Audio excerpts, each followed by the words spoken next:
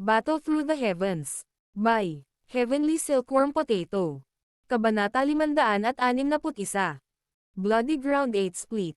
Ang mukha ni Bai Cheng sa arena ay biglang naging sobrang pula ng dugo.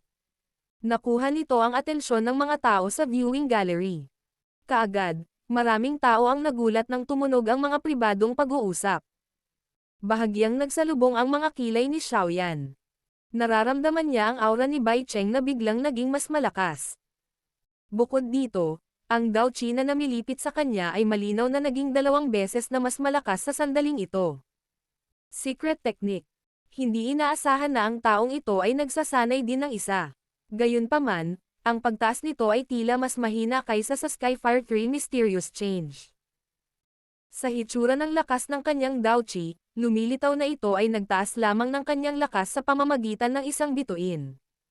Bukod dito, mula sa hitsura ng kanyang ekspresyon, malinaw na ito ay nagpapataas ng lakas ng isang tao sa pamamagitan ng pagpapasigla sa pagkulo ng dugo ng isa. Ang ganitong uri ng pamamaraan ay isa sa mga mahihinang uri ng lihim na pamamaraan. Mahinang ungol ni Xiaoyan. Karaniwan, ang mga lihim na pamamaraan ay pinag-iba mula sa mabuti at masama. Ang isang bagay na tulad ng kung paano niya pinasigla ang Heavenly Flame upang mapataas ang kanyang personal na lakas ay maaaring ituring na isang mahusay habang ang isang Bai Cheng ay nagpasigla ng dugo upang humiram ng lakas nito ay maaaring ituring na isang pangit. Higit pa rito, ang ilang mas marahas na lihim na pamamaraan ay maaaring mag-iwan ng pinsala sa gumagamit na mahirap alisin. Gayunpaman, hindi mahalaga kung ito ay isang mahusay o isang pangit, isang lihim na pamamaraan ay isang napakabihirang bagay. Maaari itong maging isang mapagpasyang kadahilanan sa mga kritikal na sandali. Sa mas malalang kaso, maaari nitong matukoy ang mananalo sa isang labanan. Isang madugong aura ang bumalot sa mukha ni Bai Cheng. Ilang sandali pa ay dahan-dahan niyang itinaas ang mga mata na natatakpan ng dagwang aura. Tinitigan niya si Xiaoyan sa madilim na paraan habang mahigpit na hawak ng kanyang kamay ang mahabang sibat. Ang isang maputlang dilaw na Dao Qi na nadope na may duguan na kulay ay kumalat mula sa kanyang kamay, binalot ang kanyang buong sibat sa loob nito. Ang mga thread ng kulay dugo na enerhiya ay gumagala ng walang katiyakan sa ibabaw nito, katulad ng maraming napakaliit na ahas ng dugo.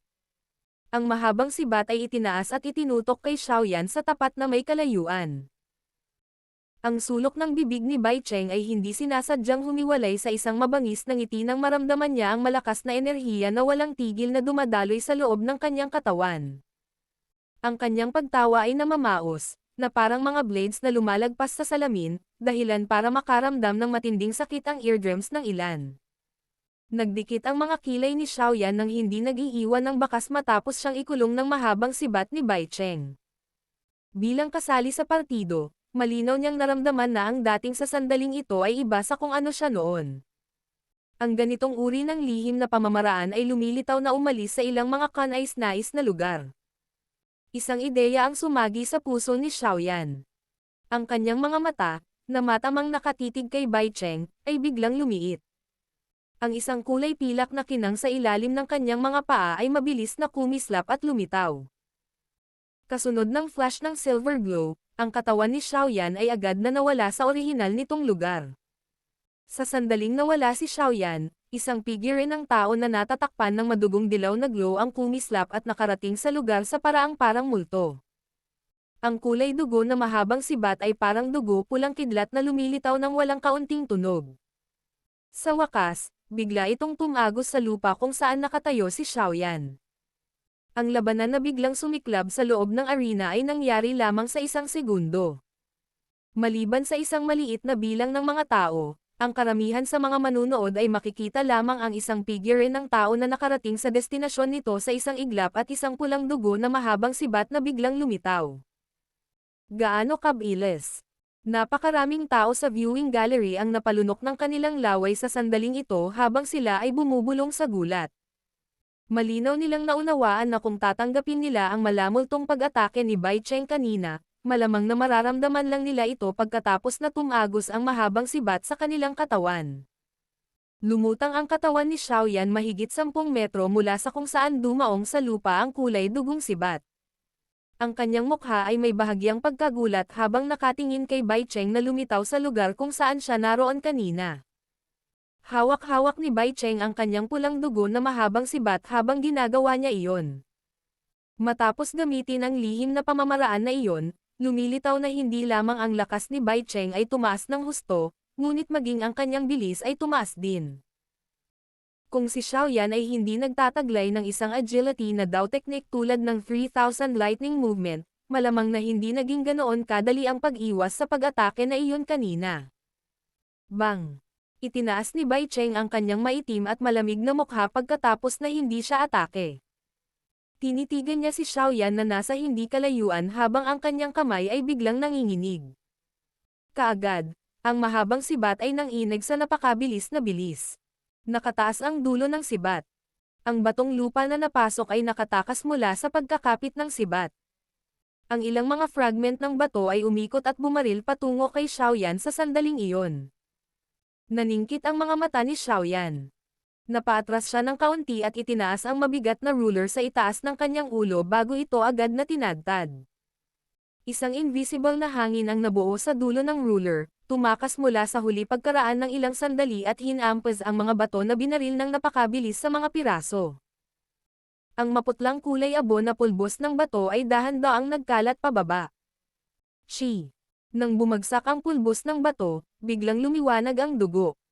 Ang kulay dugong mahabang sibat ay sumayaw at nakabuo ng maraming sibat pagkatapos ng mga imahe sa sandaling iyon. Ang bawat spear after image ay naglalaman ng matalim na layunin ng pagpatay na tumusok patungo sa lahat ng nakamamatay na mga spot sa katawan ni Xiaoyan.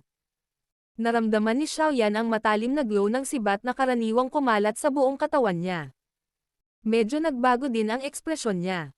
Muling nagbago ang takbo ng Kamakaway na mabigat na pinuno sa kanyang kamay. Mula sa orihinal na malakas na galaw ng paghak hanggang sa walang tigil na gusot na puwersa na malakas na bumangga sa maraming kumikinang na mga sibat. Ding! Ding! Naglipad ang mga spark sa lahat ng direksyon habang umalangaw-ngaw ang tunog ng pagbabanggaan ng metal. Gayunpaman, ang mga yapak ni Xiaoyan ay mabilis na umatras sa tuwing ang mahabang sibat ay bumangga sa mabigat na pinuno. Kumakalat din sa matigas na lupa ang mga thread ng maliliit na crack lines. Bang! Naganap ang isa pang paghaharap sa pagitan ng sibat at pinuno. Marahas na natapakan ang paa ni Xiaoyan at ang lupa ay nabasag. Isang kulay berdeng apoy ang bumungad sa mabigat na pinuno.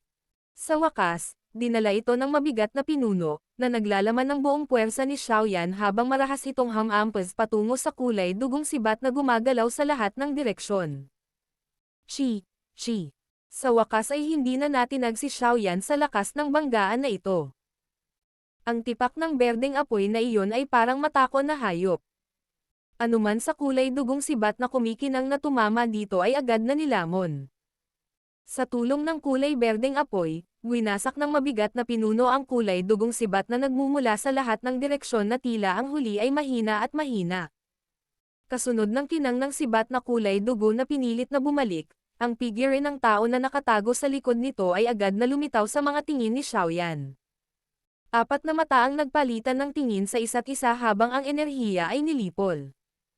Pareho silang nagpakita ng malamig na lamig pati na rin ang layunin ng pagpatay. Bloody Ground 8 Split. Isang maitim, makapal na sigaw ang biglang lumabas sa lalamunan ni Bai Cheng. Habang tumutunog ang kanyang boses, ang kanyang mukha, na orihinal na puno ng duguan, ay agad na pumuti. Gayunpaman, ang mahabang sibat sa kanyang mga kamay ay binalot ng isang mayamang enerhiyang kulay dugo. Bakas ng dagwang bango ang kumalat mula sa katawan ng sibat dahilan upang makaramdam ng pagkasuklam sa mga nakaamoy nito. Ang kulay dugong kinang sa mahabang sibat ay napigilan hanggang sa ito ay nakakatakot sa sandaling ito. Isang madilim na kulay ang tinina hanggang sa ito ay tila ganap na ginawa mula sa dugo. Biglang nanginig ang kamay ni Bai Cheng.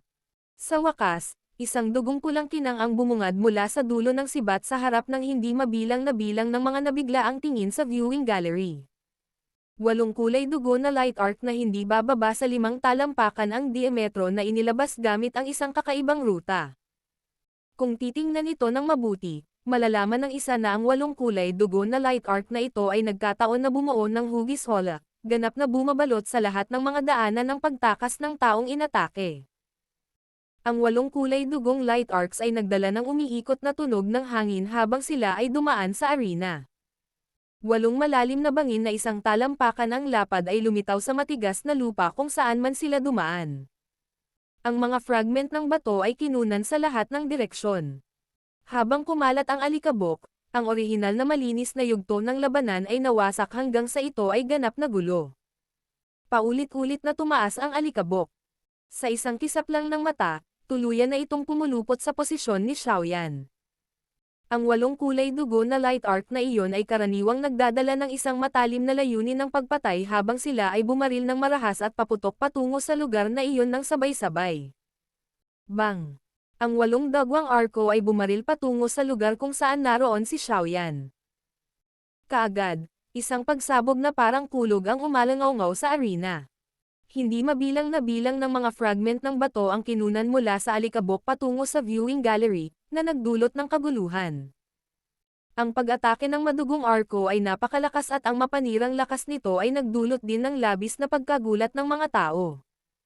Ang ganitong uri ng pag-atake ay magiging mahirap din para sa isang ordinaryong pitong bituin na si Dowling na harangin. Hindi inaasahan na magiging ganito kalakas ang pag-atake ni Bai Cheng pagkatapos niyang gumamit ng lihim na pamamaraan. Maraming mga tingin mula sa mataas na platform ang nagdala ng ilang pagkabigla habang tinitingnan nila ang 8 kulay dugo na mga arko na may sobrang nakakagulat na puwersa nito. Ang pag-atake ng ganitong lakas ay isang bagay na kahit ang ilan sa kanila ay mahihirapang hawakan. Ang Bloody Ground 8 split ni Bai Cheng ay medyo mas malakas kaysa sa dati. Mukhang mawawalan ng swerte ang taong iyon. Sinulyapan ng babaeng si Yao Sheng ang kulay dugong mga arko sa arena mula sa mataas na platform habang siya ay malamig na tumawa. Mas mabuti na patayin siya sa lugar. Lumitaw din sa gilid ng mukha ni Liu Fei ang isang nagngangalit na tingin habang siya ay marahas na nagmumura. Napakunot ng noo si Liu Qing. Nakatuon ang kanyang tingin sa arena kung saan nagkalat ang alikabok kung saan-saan. Ilang sandali pa, umiling siya at mahinang sinabi. Lahat kayo ay minamaliit si Xiaoyan. Sa hindi malamang dahilan, patuloy akong nakaramdam ng mailap na pakiramdam. Sa grand competition na ito, malamang na bukod sa pagiging kalaban ko si Lin Shuya, maaaring mayroon ding Xiaoyan. Ang 2 tao sa kanyang tabi ay agad na bumungad sa mga natulala na mukha nang marinig nila ito. Hindi nila inaasahan na magiging ganito kataas ang pagsusuri ni Liu Qing kay Xiaoyan. Bumulong si Liu Fei ng ilang pangungusap at labis na ayaw niyang makitang tinitingnan ni Liu Qing ang taong labis niyang kinaayawan. Gayunpaman, hindi siya nang ahas na pagdudahan ang mga salita ng huli dahil sa kanyang prestihiyo. Ang tanging magagawa niya ay paulit-ulit na sampin si Xiaoyan, na sana ay matalo siya at maging baldado. Parang walang reaksyon. Huwag mong sabihin sakin. Bahagyang kumunot ang noo ni Yan Hao. Matiim na tumitig ang kanyang tingin sa lugar na puno ng alikabok na kinaroroonan ni Xiaoyan. Ang 8 madugong arko na umatake ay talagang napakalakas. Kung pabaya si Xiaoyan, baka masugatan talaga siya. Humigpit ang maselang kamay na ginamit ni Han Yun na humawak sa guardrail. Hindi kumikislap ang kanyang magagandang mata habang huminto sa arena. Si Bai Cheng, na gumamit ng Bloody Ground 8 split ay naubos na. Kung matitiis ni Xiaoyan ang pag-ataking ito, tiyak na sa kanya ang tagumpay. Kung hindi niya kayang, pinaikit ni Lin Shuya ang kanyang mga mata. Ilang sandali pa, bigla siyang tumawa habang mahinang nagsalita. Ang taong ito ay mayroon talagang maraming nakatagong card. Habang tumutunog ang boses ni Lin Shuya, sa wakas ay nawala ang alikabok na kumalat sa arena. Sa kalaunan, isang figure ng tao ang mahinang lumitaw mula sa loob ng alikabok sa ilalim ng pagtutok ng hindi mabilang na bilang ng mga tingin. Hinawakan ng kamay ni Bai Cheng ang mahabang sibat at tumayo sa parehong lugar. Ang kanyang ekspresyon ay kasing putla ng sheet. Ang kanyang lihim na pamamaraan ay higit na mahina kaysa sa Skyfire 3 Mysterious Change ni Xiaoyan maging ito man ay sa mga tuntunin ng pagtitiis, oras, o iba pang aspeto.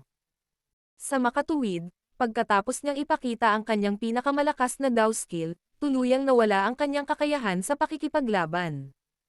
Sa sandaling ito, maaari lamang niyang ipagdasal na ang kanyang pag-atake ay ganap na talunin si Xiaoyan. Gayunpaman, ang kanyang pag-asa sa wakas ay bumagsak sa sandaling ang isang figure ng tao ay mahinang lumitaw sa loob ng alikabok.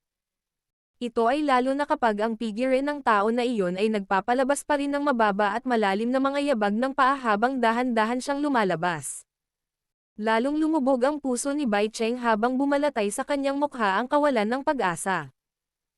Sa ilalim ng focus ng hindi mabilang na mga tingin mula sa viewing gallery, dahan-daang lumabas ang figure ng tao mula sa rehiyong puno ng alikabok. Kaagad, naging mainit ang temperatura ng buong stadium. Nang makita ng lahat ang kakaibang anyo ng taong iyon na lumitaw, ang pagkabigla ay lumitaw dito. Battle Through the Heavens. Kabanata 562. Green Fire Armor. Isang figure ng tao ang dahan-dahang lumabas mula sa lugar na puno ng alikabok. Ang kapansin-pansing berdeng kulay na apoy ang unang lumitaw habang ang hindi pangkaraniwang init ay tumakip sa stadium. Ang figure ng tao na lumitaw ay karaniwang ganap na nakabalot sa loob ng isang kulay berdeng apoy. Sa mas malapit na pagsisiyasat, ang mukha ng figure ng tao sa loob ng apoy ay ganap na malabo. Gayunpaman, mula sa hindi malinaw na balangkas ng figure, makikilala pa rin ng isa na ang taong nasa loob ng apoy ay si Xiaoyan. Ang kulay berdeng apoy sa sandaling ito ay mas mayaman at mas mabangis kumpara noong ipinakita ito ni Xiaoyan sa anumang iba pang pagkakataon. Namilipit ang apoy. Kung ang isang tao ay may matalas na mata, matutuklasan ng isa na ang kulay berdeng apoy ay tila pinagsama-sama sa isang napakatigas na berdeng sandata ng apoy sa katawan ni Xiaoyan. Anumang pag-atake ay magiging kawalan sa ilalim ng sobrang init na temperatura. Mababa at malalim ang mga yapot ng malaking flame-armored na tao habang dahan-dahan siyang naglakad palabas sa lugar na puno ng alikabok. Unti-unting pumipihit ang hangin kasunod ng galaw ng kanyang mga yapak. Tahimik ang buong stadium habang pinagmamasdan nila ang napakalaking taong nakasuot ng berdeng apoy na lumitaw sa kanilang paningin. Bagamat hindi sila sigurado sa nangyari, ang aura ng kasalukuyang Xiaoyan ay mas malakas kaysa sa nangyari kanina. Kahit na napakalayo nila, naramdaman pa rin ng mga tao sa viewing gallery ang naglalagablab na mainit na alon na hamampas. Mahirap isipin kung gaano kataas ang temperatura na kailangang harapin kung ang isa ay bumangga sa apoy na iyon.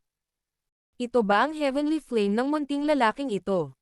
Ang matandang mata ni Elder Su ay kumikislap habang nakaupo siya sa seksyon ng mga hurado.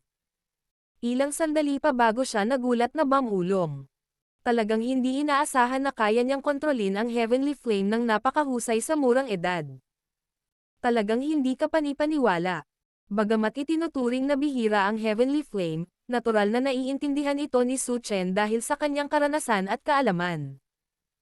Sa makatuwid, malinaw din niyang naunawaan kung gaano kalaki at kawalang pagpapasensya ang isang heavenly flame. Ang pagsisikap na paamuin ito ay kasing hirap ng pag-akyat sa langit. Bukod dito, kahit na pinaamo ito ng isa pang bagay na kontrolin ito na parang sariling braso. Kung hindi ito ginawa ng isa ng maayos, maaaring magkaroon ng backlash. Gayunpaman, ang apoy na kasalukuyang ipinapakita ni Xiaoyan ay isang apoy na pinalapot sa limitasyon nito bago tuluyang pinigilan hanggang sa ito ay naging hugis ng armor. Ang ganitong uri ng pamamaraan ay may matinding pangangailangan patungo sa antas ng kontrol ng isang tao. Talagang hindi niya inaasahan na magagawa ni Xiaoyan ang ganoong gawain sa ganitong edad. Dati nang nakipagkaibigan si Su Chen sa maraming alchemist na ang mga kasanayan sa pagpino ay hindi pangkaraniwan. Bagamat ang lahat ng apoy na ginamit nila ay may kahanga-hangang background, sila ay mas mababa kung ihahambing sa isang tunay na heavenly flame. Bukod dito, ang kanilang antas ng kontrol sa apoy ay hindi lalampas sa Xiaoyan ng husto. Dapat malaman na ang kontrol ng isang heavenly flame ay hindi bababa sa 10 beses na mas mahirap kumpara sa iba pang apoy. Bukod dito, karamihan sa mga taong ito ay mga kilalang alchemist grandmaster sa kontinente. Si Xiaoyan, sa kabilang banda, ay isa pa ring ordinaryong hindi kilalang maliit na tao sa sandaling ito, sa kabila ng pagkakaroon ng napakahusay na talento. Pag-coagulate ng apoy sa baluti. Ito ay maaaring ituring na isang mataas na antas ng paraan ng pagkontrol ng apoy kahit na sa loob ng mga espesyal na flame controlling techniques ng departamento ng alchemist. Ang malupit na antas ng kontrol ng apoy na kinakailangan ng bagay na ito ay sapat na upang maging sanhi ng karamihan sa mga alchemist na hindi maabutan siya. Siyempre, ang coagulation ng flame into armor na ito ay hindi isang bagay na bigla na lang naintindihan ni Xiaoyan pagkatapos ng isang ideya na biglang tumama sa kanya. Ito ay isang napakasimpleng proseso na katulad ng sa Daochi armor ng isang Dadoshi. Sadyang ang antas ng katigasan ng ganitong uri ng baluti na pinagsama-sama mula sa isang apoy ay kadalasang tinutukoy ng kontrol ng apoy ng gumagamit at ang lakas ng kakanyahan ng apoy. Dahil sa taglay ni Xiaoyan ng isang makapangyarihang espiritual na lakas na naging dahilan ng pagkamangha ni Yao Lao, natural na walang problema sa kanyang kakayahang kontrolin. Kung tungkol sa asensya ng apoy, ano pang apoy ang mas mabangis pa sa isang heavenly flame?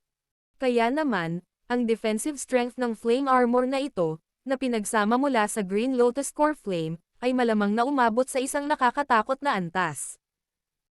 Si Lin Shuya, Liu Qing, at ang iba pa sa mataas na platform ay nagsiwalat ng mga natulala na mukha habang pinagmamasdan nila ang napakalaking taong nakasuot ng berdeng apoy sa arena. Sa sandaling ito, pakiramdam nila ay medyo mahirap hawakan kahit na ang lakas nilang dalawa. Ang berdeng apoy na tumakip sa baluti na iyon ay walang alinlangan na isang lubhang nakakatakot na apoy. Bagamat hindi pa nila ito personal na nakilala, naramdaman pa rin nila na malamang na sila ay nasa malaking problema kapag hinawakan nila ito. Dahil hindi ito mahawakan ng isa, maaari lamang gamitin ng isa ang mga pag-atake ng Daochi.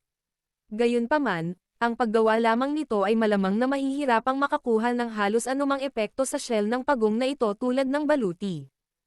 Ito ay makikita mula sa malakas na Bloody Ground 8 split na ipinakita ni Bai Cheng kanina dahil hindi ito nakapagdulot ng malaking pinsala na lumitaw sa armor.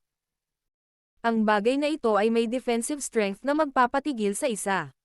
Maaaring sabihin ng isang tao na ngayong taglay na ni Xiaoyan ang berdeng flame armor na ito, na hindi pisikal na mahahawakan, ngunit mayroon itong lakas na panlaban sa pakikipaglaban, ang kanyang kakayahan sa pakikipaglaban ay tumaas ng husto. Ito ay dahil kahit si Liu Qing at ang iba pa ay hindi makaisip ng anumang paraan upang harapin ito sa loob ng maikling panahon kapag nahaharap sa ganitong uri ng mahigpit na depensa. Ang malaking berdeng flame armored na tao sa arena ay nagbigay ng biglaang bahagyang panginginig habang ang buong stadium ay bumaba sa katahimikan. Ang apoy ay dahan-daang umatras, at ang kulay berdeng baluti na nakatago sa ilalim ng apoy ay mabilis ding nawala. Ilang sandali pa, tuluyan na itong nawala. Muling inihayag si Xiaoyan sa mga tingin ng lahat. Ang mga damit ni Xiaoyan ay mukhang medyo gutay-gutay sa sandaling ito. Namumutla din ang mukha niya.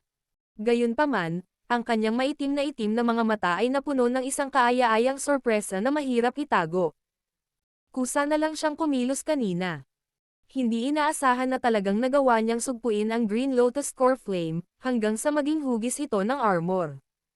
Bukod dito, ang lakas ng pagtatanggol ng berdeng sandata ng apoy na ito ay higit na lumampas sa kanyang inaasahan. Ang bagay na ito ay karaniwang masasabing magbibigay sa kanya ng kapangyarihan ng isang ganap na pagtatanggol. Gayunpaman, ang coagulation ng flame armor ay lubos na naubos ang kanyang Daochi at spiritual strength. Sa kasalukuyang kakayahan ni Xiaoyan, mapanatili niya lamang ito ng wala pang 5 minuto. Mula dito, masasabi ng isang tao na ang flame armor na ito ay parang isang napakalalim na hukay na nilamon na Daochi at spiritual strength. Gayunpaman, maaari itong ituring na isang hindi inaasahang kasiyahan. Dapat itong magkaroon ng natatanging epekto ng pagprotekta sa aking buhay sa mga kritikal na sandali. Isang nasisiyahang ngiti ang lumitaw sa maputlang-puting mukha ni Xiaoyan. Dahan-dahan niyang itinaas ang kanyang ulo at tinitigan ang maputing mukha na si Bai Cheng, na may hawak na mahabang sibat sa kanyang kamay. Ang ngiti ni Xiaoyan ay unti-unting naging malamig. Ang kanyang pagkakahawak sa heavy Zuan ruler sa kanyang kamay ay biglang humigpit. Sa pag-atake kanina, malinaw na naramdaman ni Xiaoyan na talagang nilayo ng kabilang partido na gumawa ng isang nakamamatay na suntok. Bagamat maipapakita niya ang 3,000 lightning movement sa huling sandali para makaiwas sa pag-ataking iyon kahit na hindi niya makogulate ang flame armor, ang layunin ng pagpatay sa taong ito ay naging dahilan upang maging ganap na malamig ang ekspresyon ni Xiaoyan. Bahagyang kumaibot ang sulok ng bibig ni Bai Cheng nang tila naramdaman niya ang madilim na lamig sa mukha ni Xiaoyan. Ang kanyang pares ng mga mata ay mabangis at walang awa pa rin habang iniipon niya ang maliit na natitirang daochi sa kanyang katawan. Ang daochi sa loob ng katawan ni Xiaoyan ay sumunod sa ruta ng kanyang chi method habang ito ay mabilis na umiikot. Pagkatapos nito, walang tigil nitong hinihigop ang nakapalibot na natural na enerhiya.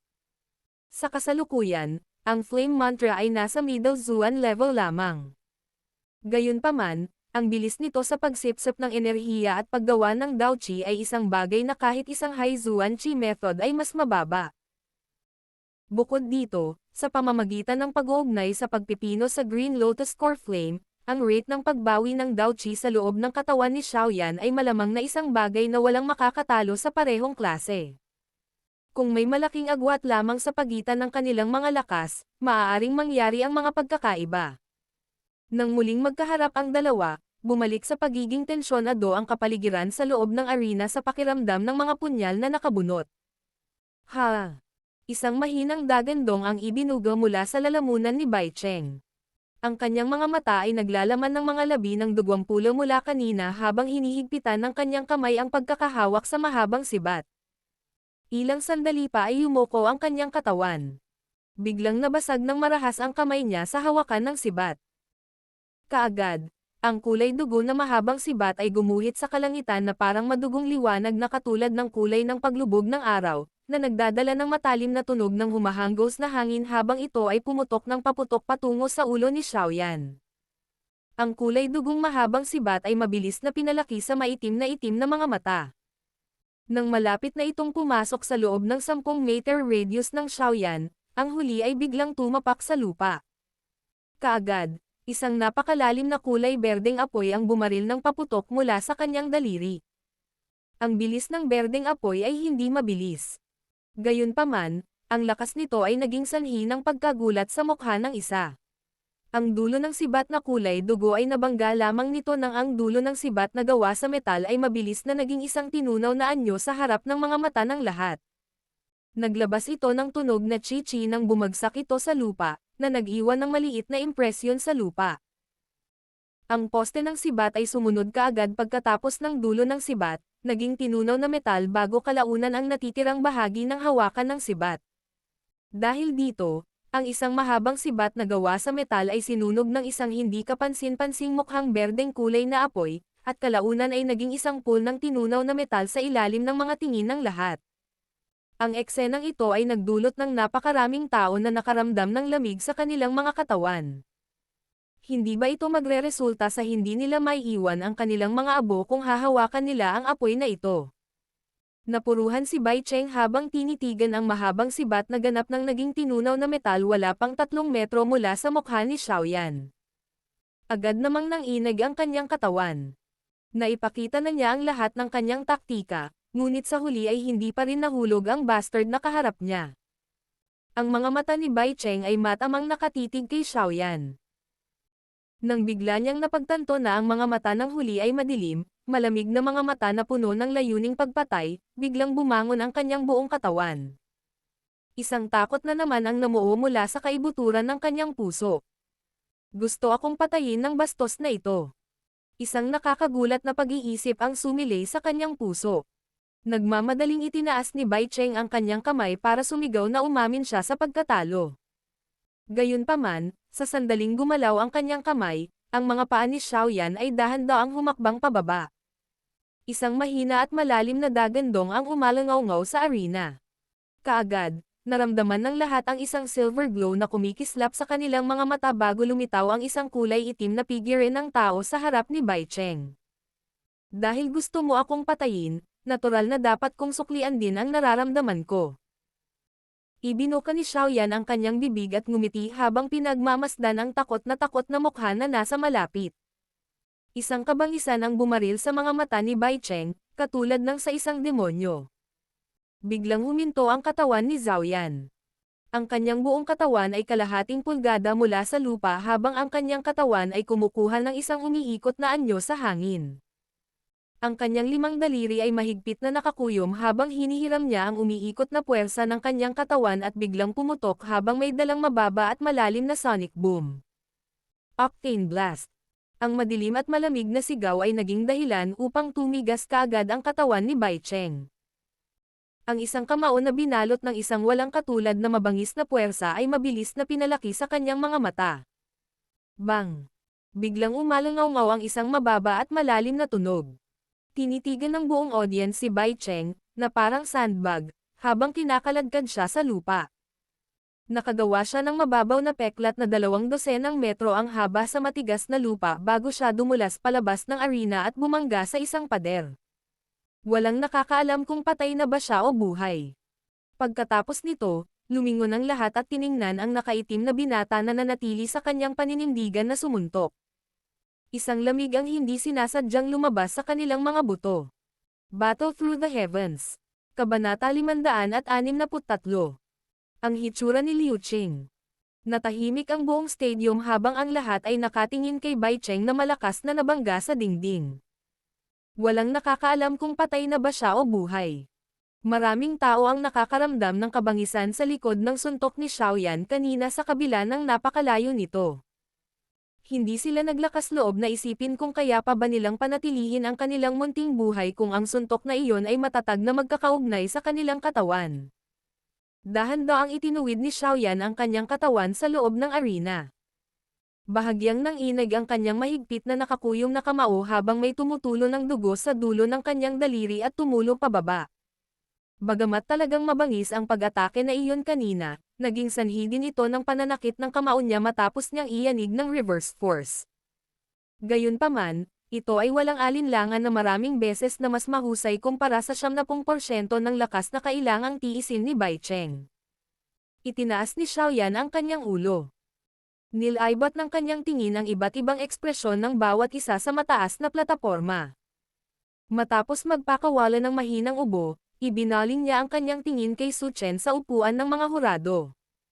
Sinulyapan ni Su Chen si Bai Cheng sa ibaba, na walang nakakaalam kung patay o buhay, matapos maramdaman ang tingin ni Xiaoyan na bumaril. Ngumiti siya ng mapait at umiling. Matapos makatanggap ng ganoong kabigat na suntok, malamang na si Bai Cheng ay maiwan ng isang pinsala na mahirap ganap na gumaling kahit na siya ay mapalad na panatilihin ang kanyang munting buhay sa pagkakataong ito. Walang masabi si Su Chen tungkol dito. Kung tutuusin, lahat ng mga pag-atake na ginamit ni Bai Cheng laban kay Xiaoyan kanina ay pawang mga nakamamatay na galaw. Sarili lang niya ang dapat sisihin kung bakit nagkaroon ng ganitong ending. Nakipagpalitan ng tingin si Su Chen sa ilang elders sa tabi niya bago kumaway sa ilan sa mga instructor na nagpapanatili ng kaligtasan sa loob ng arena. Agad namang sumulpat ang dalawang tao. Binuhat nila si Bai Cheng, na nakahiga sa lupa nang hindi gumagalaw, at dinala siya. Ubo. Si Xiaoyan ang nanalo sa laban na ito. Tumingin ang mga mata ni Su Chen kay Xiaoyan sa arena. Kaagad, lumalim ang kanyang boses habang nagsasalita. Gayunpaman, umaasa ako na ang lahat ay hindi gagamit ng ganoong kabigat na pag-atake sa susunod na laban. Ang mga taong sobra ang taktika ay mapapawalang bisa ang kanilang kwalipikasyon na lumahok sa kompetisyon. Ang mga salita ni Su Chen ay halatang naglalaman ng babala.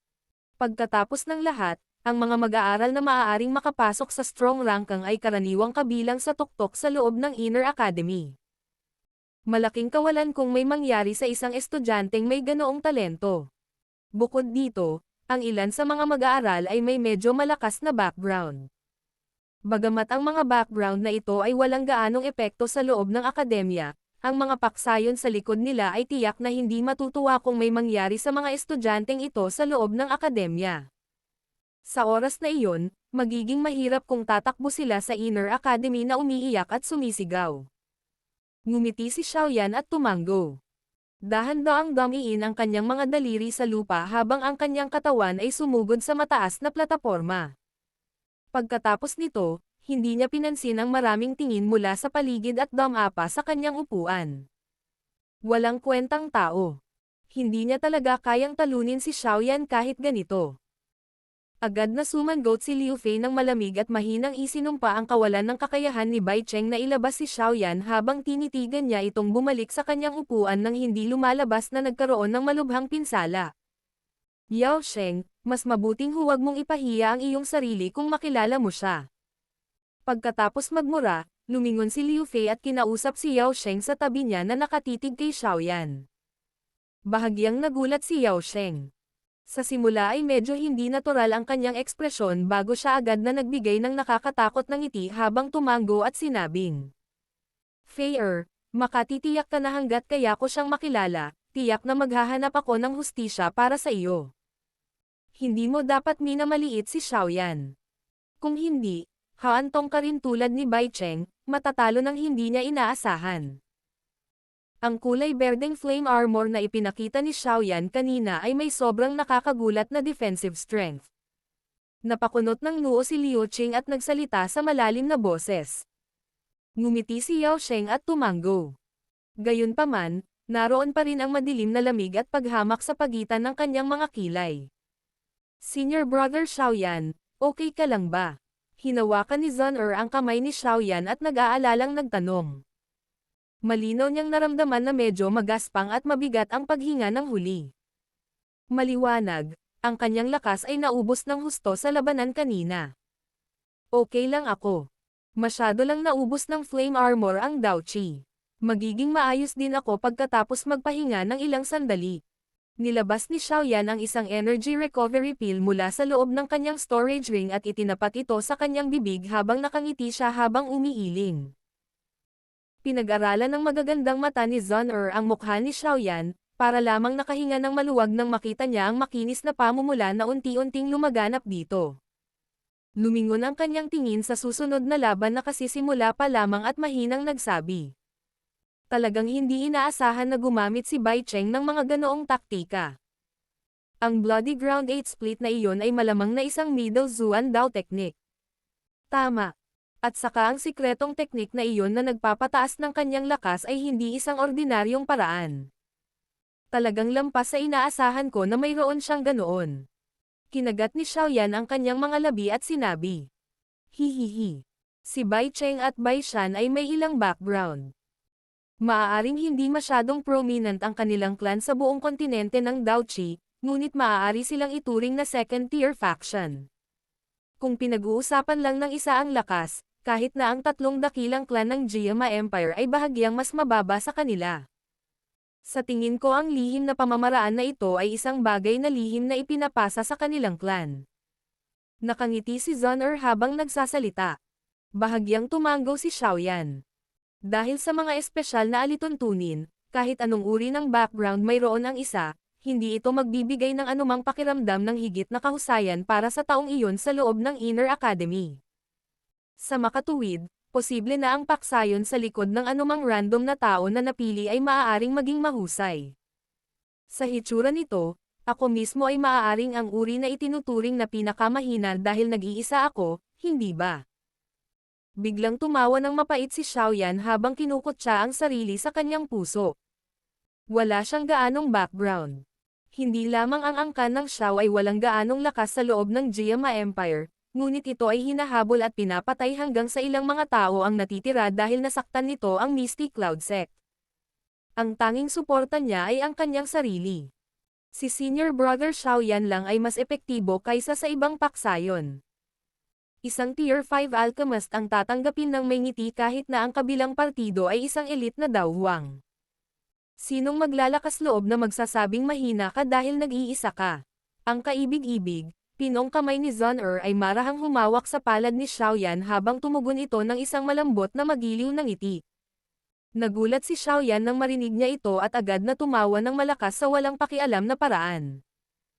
Talagang nakalimutan na niya ang kanyang pinakamahalagang pagkatao. Habang tinatapik ng kanyang palad ang ulo ni Zun pabiro niyang sinabi. Gayunpaman, kahit na ako ay isang Tier 5 alchemist, malamang nawala ako sa paningin ng paksayon sa likod ni Zun Pero bata pa si Senior Brother Xiaoyan. Wala pang Tier 5 alchemist sa ganoong edad sa kontinente. Nakangiti si Zun habang tumugon. Napangiti si Xiaoyan. Pinag-cross niya ang mga paa sa maluwang na upuan at dahan-daang pumikit. Bumaba ang kanyang isip at pumasok sa kanyang katawan, inayos ang kanyang medyo pagod na kalagayan dulot ng kanyang sobrang pagod. Tahimik na pinagmasdan ni Zun-er ang kalmadong mukha ni Xiaoyan. Bulong niya sa kanyang sarili sa loob ng kanyang puso. Senior Brother Xiaoyan, naniniwala ako na magiging tunay kang malakas na tao sa susunod na magkita tayo. Nagkaroon pa rin ng walang katapusang agos ng mga laban pagkatapos ni Xiaoyan. Higit pa rito, nalampasan pa ng antas ng kabangisan ang laban ni na Xiaoyan at Bai Cheng kanina. Sa panahong ito, napakaraming tao sa nangungunang 10 ng strong rank ang nagpakita ng kanilang sarili. Ang ganoong uri ng malakas na lakas ay nagdulot ng paulit-ulit na mga tandang sa stadium. Sa wakas ay pagkakataon na ni Wu Hao na lumitaw pagkatapos na umunlad ang kompetisyon hanggang sa ito ay nasa kalagitnaan. Kung ikukumpara sa ilan sa mga kapana-panabik na laban kanina, medyo nakaka-relax ang pagkapanalo ng taong ito. Ang lakas ng one-star Dowling na iyon ay maaaring malampasan si Wu Hao, ngunit ang kanyang karanasan sa pakikipaglaban ay mas mababa kung ikukumpara sa huli. Kaya naman, ang laban ay tumagal lamang ng wala pang 10 minuto bago nagkaroon ng opening ang one-star Dowling na nahuli ni Wu Hao dahil sa kanyang kawalang ingat. Natalo siya sa isang suntok. Umiling si Xiaoyan, pakiramdam na hindi siya makatawa o umiyak habang pinagmamasdan niya ang mukha ni Wu Hao na puno ng kawalan ng kasiyahan habang ang huli ay bumalik sa mataas na plataporma. Ang taong ito ay hindi pa nakontento matapos na manalo sa round ng napakadali. Magiging masaya lang ba ang taong ito kung siya ay pagod na pagod tulad ng sarili ko? Numero 37. Ang numerong biglang tumunog sa stadium ay naging sanhi ng biglang tumahimik ang buong lugar. Matapos mapurol sa isang iglap, maraming mga tingin ang biglang bumaling bago tuluyang huminto sa matangkad at malaking lalaking iyon na may mukha na kasing lalim ng tubig. Tahimik na nakaupo ang lalaki, tila naramdaman ang focus ng lahat ng mga tingin sa paligid niya. Dahan-dahan niyang iminulat ang kanyang mga mata at isang matalim na malupit na aura ang biglang lumabas tulad ng paggising ng isang ahas na natulog sa hibernation. Tyrant Spear Liu Qing. Mula pa noong taong iyon nang matalo siya ng mga kamay ni Lin Shuya, ang malupit at makapangyarihang lalaki na ito ay hindi kailanman natalo kahit minsan sa loob ng Inner Academy. Ang record na iyon ng 12-12 ng tuloy-tuloy na panalo sa loob ng fighting arena ay nagdulot ng hindi mabilang na bilang ng mga estudyante na napuno ng paggalang at takot. Tumayo si Liu Qing at dahan-daang naglakad pasulong. Habang gumagalaw ang kanyang mga yabag, lalong lumalakas ang malupit na aura sa kanyang katawan. Ang ilan sa mga malalakas na tao, na nakasandal palapit, ay naramdaman pa na ang kanilang paghinga ay naging magaspang at mabigat. Ang mga mata ni Liu Fei ay nagpakita ng ilang pagsamba habang pinagmamasdan niya ang mabigat na likod na pinagtutuunan ng pansin ng buong lugar sa harap niya. Mula pa noong bata pa siya, hindi pa niya nakita si Liu Qing na umamin ng pagkatalo sa sino mang kalaban. Maging ang mga taong may natatanging talento tulad ni Lin Shuya ay magdudulot lamang sa kanya ng bahagyang pag-aalala. Siyempre, automatiko niyang ibinukod si Ziyan dito. Iyon ay dahil ang maliit na batang babae na iyon ay hindi maiuri bilang normal. Biglang sumulyap si Liu Fei kay Xiaoyan sa di kalayuan habang nasa puso niya ang pag-iisip na ito. Napaangat ang sulok ng kanyang bibig sa isang sarkastikong arko. Kahit gaano kakataas tumalon, isa ka lang tumatalon na payaso sa mata ng nakatatandang pinsan. Natural na hindi alam ni Xiaoyan kung ano ang iniisip ni Liu Fei sa kanyang puso. Kahit na alam niya, malamang na hindi siya mag-aalala. Anumang binibigkas na mga salita ay mabagal na paliwanag. Sa pamamagitan lamang ng lubusang pagtitipid magkakaroon ng mabisang resulta. Sumando si Xiaoyan sa kanyang upuan. Huminto ang kanyang tingin kay Liu Qing na dahan-daang naglakad pasulong. Kung walang ibang binanggit, si Xiaoyan ay seryosong tumingin sa lalaking ito. Isang walang katulad na malupit. Ito ang pinakamagandang paglalarawan para sa kanya. Sa kanyang puso ay naisip ni Xiaoyan na kung si Liu Qing ay bibigyan ng oras upang lumago, malamang na walang sino man ang hindi sisi ngayon na siya ay may mga kwalifikasyon at talento upang maging isang higanti na magpapayanig sa kontinente ng Daoqi sa hinaharap. Bang! Lumapit si Liu Qing sa gilid ng guardrail bago itinuntong ang kanyang mga paa sa lupa. Ang kanyang katawan ay parang metal na pagoda nang bigla itong nahulog mula sa langit bago mabigat na lumapag sa lupa. Malaki ang impact niya sa mata ng lahat. Ang matigas na lupa sa lugar kung saan siya napadpad ay nabasag na naging tambak ng pulbos. Ang hindi mabilang na mga crack na linya ay mabilis na kumalat. Tumayo ng tuwid si Liu Qing at niyakap ang kanyang dibdib gamit ang kanyang mga braso. Sa ilalim ng sikat ng araw, ang maitim na mabigat na sibat sa kanyang likod ay sumasalamin sa isang siksik, malamig na kinang. Gamit ang outfit na ito, kasama ang tyrant na aura na iyon, malamang na matatalo ang isang taong walang malakas na kaisipan bago pa man makipaglaban. Tumawa ng mahina si Xiaoyan habang pinapanood si Liu Qing sa arena na pinipilit ang iba gamit ang kanyang aura. Unti-unting umusbong sa loob ng kanyang maitim na mga mata ang nagninangas na mainit na layunin sa pakikipaglaban. Sa mga kaedad niya, malamang na sina Lin Shuya at Liu Qing lang ang tunay na magiging dahilan upang magkaroon siya ng takot at kataim-taiman sa kanyang puso. Talagang hindi siya masamang kalaban. Battle Through the Heavens. Kabanata 564. Great Rift Coffin Splitting Claw. Ang buong stadium ay ganap na tumahimik habang pinagmamasdan nila si Liu Qing na nakatayo na kasing tuwid ng isang sibat sa arena. Ang sitwasyong ito ay isang bagay na kahit si Ziyan ay hindi nasiyahan nang siya ay nagpakita kanina. Bagamat maaaring siya ang tunay na numero 1 upuan sa strong ranking, ang kanyang reputasyon sa loob ng Inner Academy ay hindi maihahambing kina Liu Qing, Lin Shuya, at ang iba pa dahil bihira niyang ilantad ang kanyang sarili. Tahimik na nakatayo si Liu Qing sa arena. Hindi niya pinansin ang iba't ibang tingin sa paligid. Nanatiling nakapikit ang kanyang mga mata habang ang kanyang mga kamay ay nakayakap sa kanyang dibdib, naghihintay na lumitaw ang kanyang kalaban. Shi. Isang maputlang asol na figure ng tao ang biglang sumikat sa entablado sa ilalim ng pokus ng lahat. Ang taong lumabas ay isang binata na nakasuot ng asol na damit. Nasa 24 hanggang 25 taong gulang siya at masasabing gwapo ang kanyang mukha. Gayunpaman, ang kanyang mukha ay kasalukuyang nababalot ng pait. Maliban sa ilang mabibilang na tao sa loob ng Inner Academy na ito, malamang na ang sino mang pumili kay Liu Qing bilang kanilang kalaban ay magiging ganito rin kasiraan ng loob. Sa karaniwan, sa pamamagitan ng pagkikita ni Liu Qing sa unang round ng drawing lot, masasabing ganap na nawala ang pagkakataong makapasok sa top 10. Hindi rin mahina ang lakas nitong nakablo na binata dahil nasa gitna siya ng strong ranking. Gayunpaman, ang kanyang mga pagkakataong manalo laban kay Liu Qing, na kalahati ng kanyang paa sa klase ng dawang, ay sa pangkalahatan ay napakaliit na sila ay balewala. Hindi lamang malinaw na alam ng mga estudyante sa labas ng arena ang katotohanan ito, ngunit maging ang binata na nakadamit asul, mismo ay alam din na malaki ang posibilidad na matalo siya sa laban na ito. Ang lahat ng mga kakompetensya ay dumating na. Hayaan ang laban magsimula. Pinagmasdan ni Sokean ang 2 taong magkaharap sa arena habang winawagayway niya ang kanyang kamay at mahinang nagsasalita. Kasunod ng tunog ng boses ni Su Chen, ang mga tingin ng lahat ay agad na naging apoy pula. Ang lahat ng mga tingin ay puno ng pag-asa. Bagamat ang binata na nakasuot ng asol at walang gaanong pag-asa para sa tagumpay, isa pa rin siyang dalubhasa na maaaring may rank sa strong rank ang kahit gaano pa ito ilagay.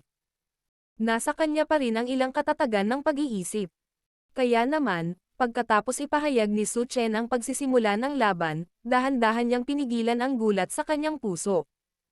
Ang kanyang tingin ay mataimtim na pinagmamasdan si Liu Qing sa kabilang panig. Sa pag-indayog ng kanyang kamay, lumitaw ang isang maputlang asol na longsword. Ang katawan ng espada ay may kakaibang mahihinang linya ng tubig. Ang matubig na mga linya ay lumilitaw na gumagalaw anumang oras na ito ay nanginginig, na nagbibigay ito ng kakaibang hitsura. Gamit ang mahabang espada sa kanyang kamay, mas naging totoo ang aura ng binata na nakasuot ng asol. Ang mga alon ng maputlang asol na Daochi ay mabilis na lumabas sa kanyang katawan. Sa wakas, gumalaw ito sa kanyang braso, at ibinalot sa loob nito ang mahabang espada.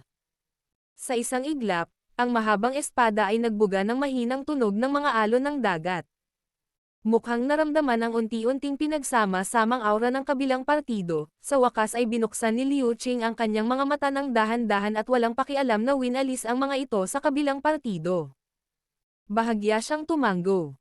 Sa kabutihang palad, ang lakas ng loob ng kabilang partido ay hindi kasing baba ng una niyang naisip. Senior Liu Qing, hihilingin nila niyan ang iyong gabay. Itinutok ng binata na nakasuot ng asol ang mahabang espada kay Liu Qing habang nagsasalita ito sa malalim na boses. Bahagyang inikat ni Liu Qing ang kanyang ulo. Bahagyang nanginig ang kanyang katawan habang ang alon ng buto ay tumunog kaagad sa loob ng kanyang katawan. Parehong nakaunat ang dalawang kamay niya.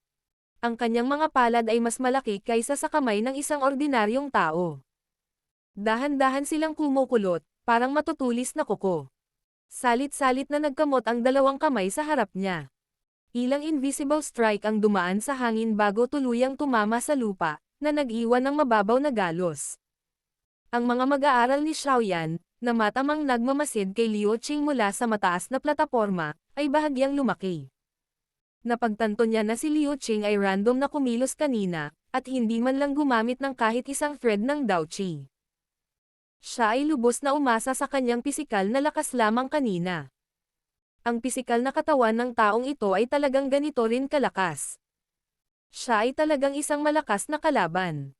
Marahan na bamantong hininga si Xiaoyan. Ang kahirapan sa pagtemper sa pisikal na katawan ng isang tao ay mas mahirap kaysa sa pagsasanay kay Daoqi. Kung si Xiaoyan ay hindi gumamit ng maraming panggamot na sangkap upang madagdagan ang kanyang lakas ng katawan, malamang na mahihirapan siyang taglayin ang kanyang kasalukuyang pisikal na lakas. Sa kasalukuyan, gayunpaman, ang pisikal na lakas na ipinakita ni Liu Qing ay hindi lumilitaw na mas mahina kaysa sa kanya. Gaya ng bulalas ni Xiaoyan, ang binatang iyon sa arena, na tinatawag na Lanyan, ang nanguna sa pag-atake. Hindi rin mahina ang kanyang kapangyarihan. Sa kung paano ito tingnan ni Xiaoyan, lumilitaw na taglay niya ang lakas ng isang 4-star Dowling. Sa antas na ito, ang isa ay mapabilang sa pinakamataas kahit nasa loob ng Inner Academy. Sa kasalukuyan, buong lakas siyang lumundag habang ang kanyang makapangyarihang Daoqi ay umaalon sa kanyang katawan na parang mga alon sa dagat. Bilang karagdagan, ang bahagyang tunog ng mga gumugulong na alon ay dahan-dahang kumalat at ipinadala sa mga tainga ng lahat. Malinaw na alam ni Lanyan kung gaano kahirap ang kanyang kalaban. Kaya naman, sa simula pa lang, wala siyang pinigil. Ang kanyang Daoqi at bilis ay pinakawalan sa limitasyon sa sandaling gumalaw ang kanyang katawan. Ang Lanyan na iyon ay kumislap at tumawid sa maikling distansya ng 12-12 metro sa isang iglap. Ang mahabang espada sa kanyang kamay ay nakabalot sa isang mayaman na kulay asul na Daoqi. Nagdala ito ng basang hangin habang marahas itong tumusok patungo kay Liu Qing. Ang matalim na liwanag ng espada ay lumitaw na napakasiksik at malamig matapos mahawa ng ambon. Three Shark Thorn. Isang mahinang sigaw ang lumabas sa lalamunan ni Lanyan. Ang kulay asul na glow ay biglang sumikat, at isang mahinang mabangis na matalas na ulo ang lumitaw. Ang napakalaking bibig nito ay may malansa na amoy na may kaunting kahalumigmigan habang sumasabog na nag-charge patungo kay Liu Qing. Ang pag-ataking ito mula kay Lanyan ay karaniwang ang pinakamalakas na pag-atake na maaari niyang ipakita sa loob ng maikling panahon. Bagamat ang water affinity ay hindi nagdadalubhasa sa pag-atake, sa koordinasyon ng napakalakas na Daoqi, nagawa nitong lumikha ng mapanirang puwersa ng isang bala kahit gaano man kalambat ang tubig. Habang tumutusok ang longsword ni Lanyan, ang buong arena ay natatakpan ng basang hangin. Dalawang kumpol ng maliliit na tala ng tubig ang nabuo sa ilalim ng kanyang mga paa. Ang ekspresyon ni Liu Qing ay hindi pa rin masyadong kumikislap sa kabila ng napakabangis na pag-atake ni Lanyan. Matiim na tumitig ang kanyang mga mata sa mahabang espada na mabilis na lumaki sa kanyang mga mata. Ang kanyang mga kamay, gayunpaman, ay dahan-daang kumulupot sa isang kakaibang arko. Hoy!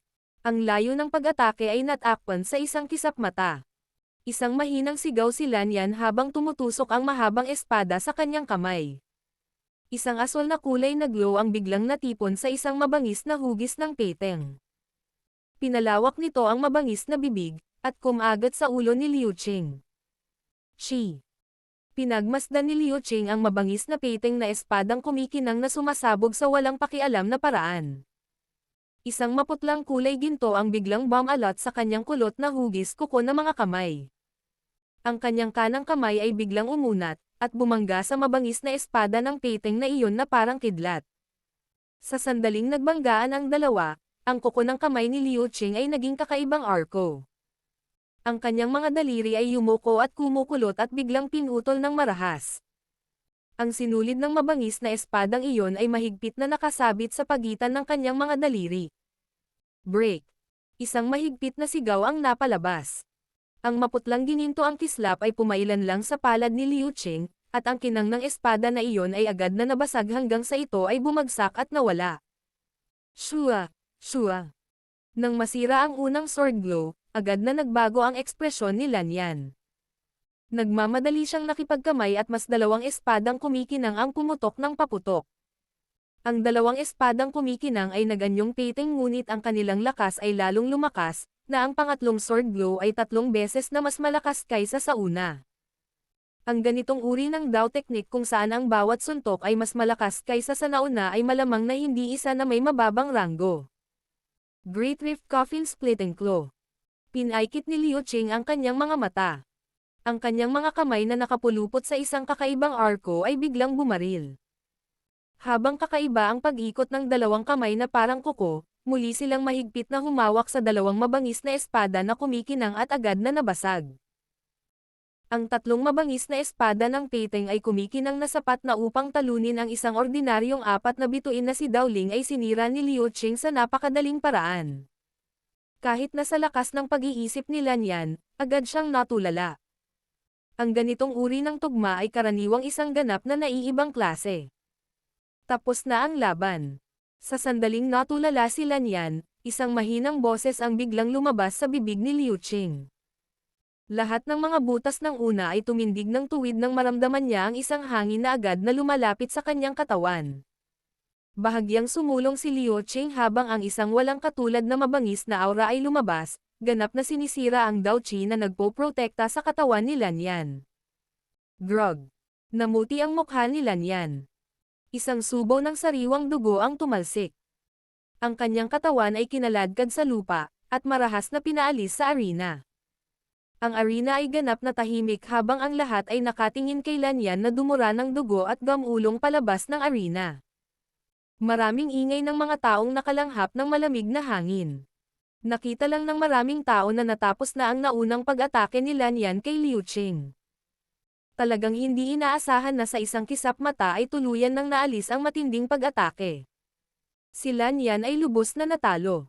Maraming tao ang may hamog sa kanilang ulo sa harap ng ganoong pagtatapos. Kakaibang claw technique. Seryoso ang ekspresyon ni Xiaoyan habang nakatingin sa pares ng malalaking palad mula sa mataas na plataporma. Kahit na kailangan niyang sabihin na hindi masama ang pag-atake ni Lanyan kanina. Gayunpaman, ang 3 espadang iyon na sunod-sunod na kumikinang na may tumataas na lakas ay ganap na natanggap ng walang kamay na si Liu Qing. Nabasag pa sila. Ang pamamaraan na ito ay talagang naging sanhi ng pagkagulat ng mga tao. May 2 ultimate moves si Liu Qing. Ang isa ay ang Mountain Splitting Spear, at ang isa ay ang Great Rift Coffin Splitting Claw. Ang claw technique na ito ay isang Haizuan Dao technique. Gayunpaman, sa mga kamay ni Liu Qing, mayroon pa itong lakas na may hahambing sa D-Class Dao technique. Ito ay dahil hindi niya ito hinahasa sa loob ng maraming taon. Ay nagsanay nito hanggang sa marating niya ang tugatog. Isang mahinang tawa ang biglang tumunog sa tabi ni Xiaoyan. Lumingon ang huli at napagtanto na si Lin Shuya ang hindi na malayang dumating. Talagang napakalakas niya. Si Xiaoyan ay namangha habang siya ay tumango. Mas mataas ang tingin niya kay Liu Qing sa kanyang puso. Ang taong ito ay talagang napakahirap. Hihihi. Kayang talunin ni Senior Lin si Liu Qing na nagtataglay ng 2 sukdulang kakayahan.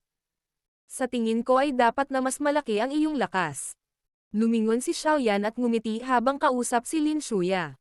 Napangiti si Lin Shuya at umiling habang sinabing, "Noon, maswerte lang ako na natalo ko siya. Siguro kung magkakaroon pa ba ako ng swerte sa pagkakataong ito." Ang pagiging matigas at talento ng taong ito ay isang bagay na nagiging dahilan ng pagkamangha ko. Habang nagsasalita siya sa puntong ito, ang kanyang tingin ay lumipat kay Xiaoyan, pagkatapos ay nagpatuloy siya ng nakangiti. Kung gagamitin mo ang lahat ng iyong taktika, sa palagay ko kahit si Liu Qing o ako ay malamang na mahihirapang manalo laban sa iyo kung sakaling magkaaway tayo. Sobrang pagpapahalaga sa akin ni Senior Lin. Ngumiti si Xiaoyan at umiling. Biglang tumaas ang kilay niya. Dahan-daang ibinalik ang kanyang tingin sa arena, nakita na lamang niya na ang matalim na mata ng Malametal Pagoda na Battle God ay mahigpit na nakalock sa kanilang dalawa. Habang gumagalaw ang mga mata ng huli, gumagalaw ang mga tingin ng buong stadium sa kanya at agad na huminto kina Xiaoyan at Lin Shuya. Ang lahat ng tao sa viewing gallery ay nakaramdam ng hindi katiyakan nang matuklasan nila na ang tingin ni Liu Qing ay nakabalot kay Xiaoyan sa loob nito. Walang anuman para kay Lin Shuya na seryosong tingnan ito dahil sa kanyang lakas. Sa kabilang banda, si Xiaoyan ay maaaring ituring na pinakamalakas na maitim na kabayo sa Inner Academy, ngunit dapat pa ring magkaroon ng agwat sa pagitan niya at ng mga taong tulad ni Lin Shuya, na may tunay na lakas. Hindi pinansin ng tatlong tingin ang nakapaligid habang magkaharap sila mula sa malayo.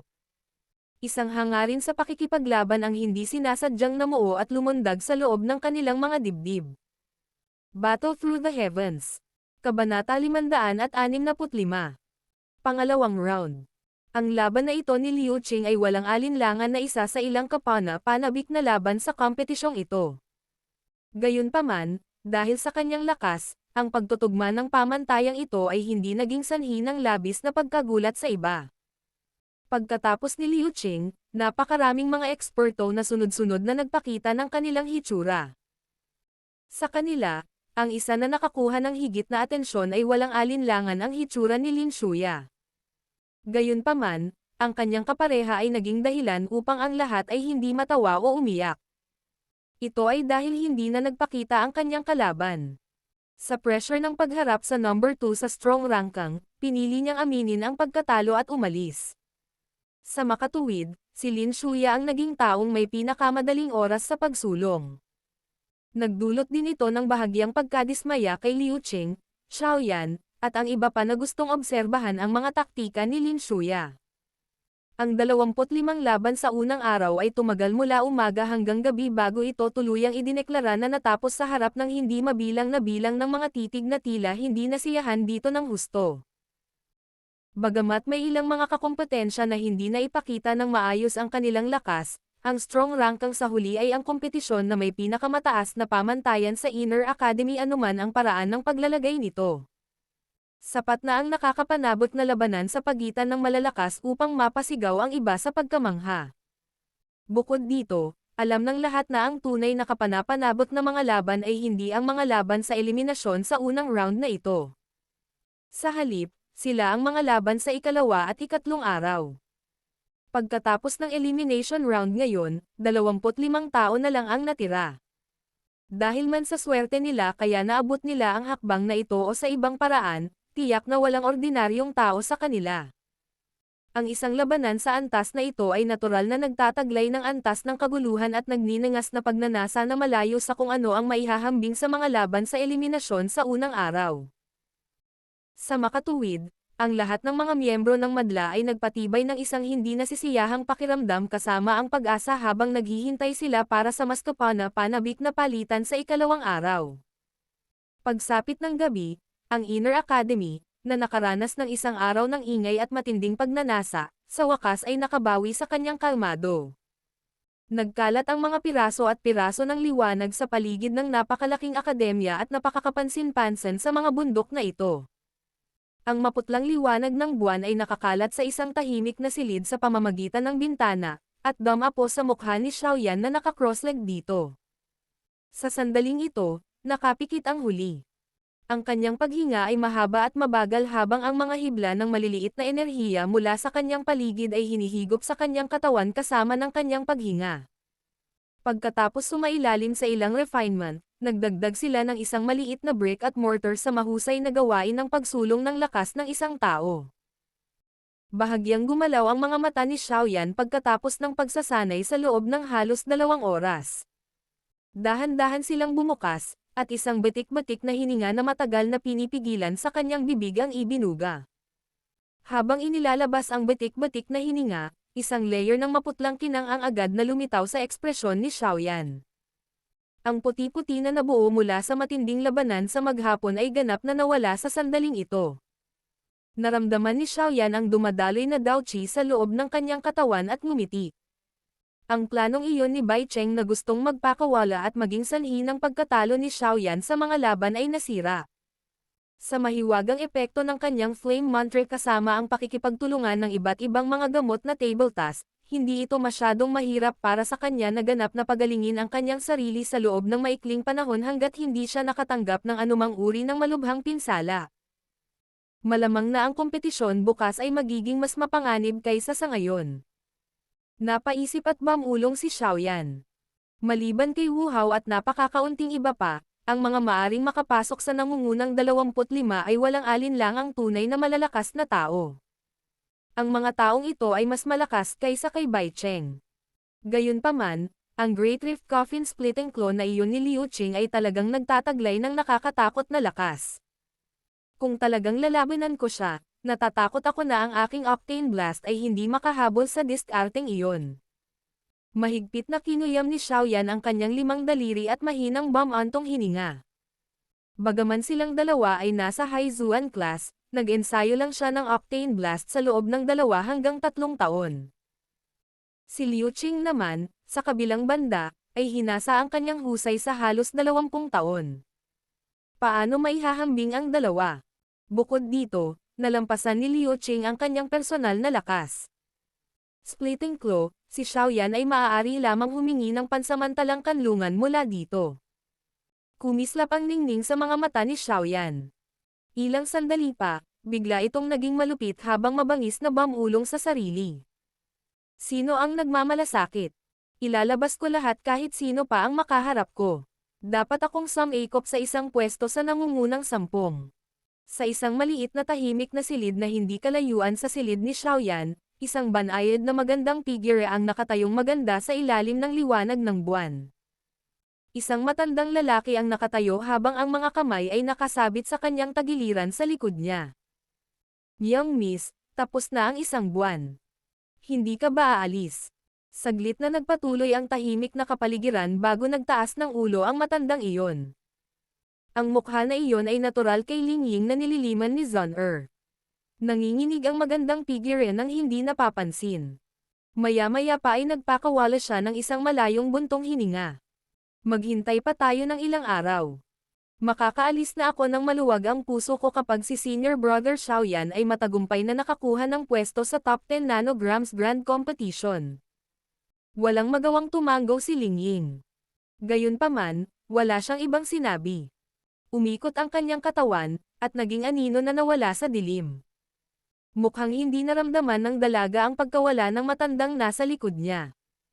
Nakatayo pa rin siya sa harap ng bintana na parang estatwa ng bato. Puno ng emosyon ang kanyang magagandang mata nang dumaan sila sa bintana at huminto sa isang silid na hindi kalayuan. May natitira pang mahinang liwanag sa lugar na iyon. Napakaraming tao ang walang tulog ngayong gabi. Ang sumunod na araw ay dumating ng napakabagal sa gitna ng pag-asam ng hindi mabilang na bilang ng mga tao. Nang ang unang thread ng sikat ng araw sa umaga ay nakakalat mula sa skyline, ang tahimik na Inner Academy ay muling napalitan ng isang mainit na kapaligiran.